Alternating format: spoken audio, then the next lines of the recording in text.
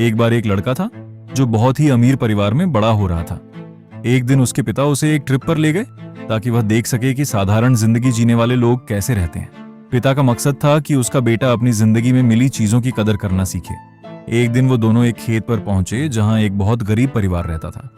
उन्होंने वहां कुछ दिन बिताए, उस परिवार के साथ काम किया, खाना उगाने में मदद की और उनकी जिंदगी को करीब से देखा। जब वे वापस लौट रहे थे तो पिता ने बेटे से पूछा, क्या तुम्हें ये ट्रिप अच्छी लगी और तुमने इस ट्रिप से कुछ सीखा? लड़के ने तुरंत जवाब दिया, ये बहुत शानदार था, वो परिवार तो बहुत किस्मत वाला है। पिता ये सुनकर हैरान हो गए और पूछा, तुम ऐसा क्यों कह रहे हो?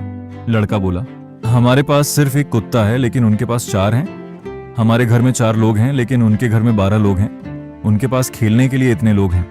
हमारे पास एक छोटा सा स्विमिंग पूल है लेकिन उनके पास एक बहती हुई नदी है जो कभी खत्म नहीं होती।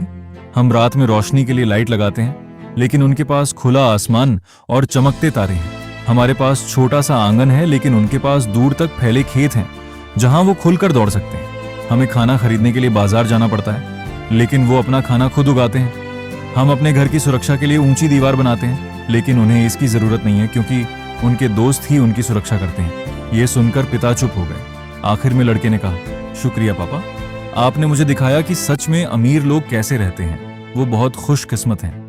इस कहानी की सीख ये है कि असली अमीरी पैसे या चीजों से नहीं होती, बल्कि सच्ची खुशी अपने लोगों के साथ खुली हवा और आजादी में होती है।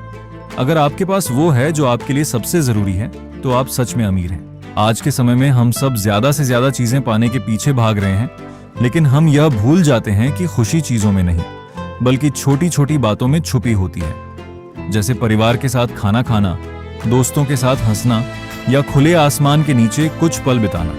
ये कहानी हमें ये भी सिखाती है कि हमें अपनी जिंदगी में जो मिला है उसकी कदर करनी चाहिए। हमेशा दूसरों से तुलना करने के बजाय हमें ये देखना चाहिए कि हमारे पास क्या है, क्योंकि कई बार हम जिन चीजों को आम समझते हैं वही किसी और के लिए एक सपना होती है।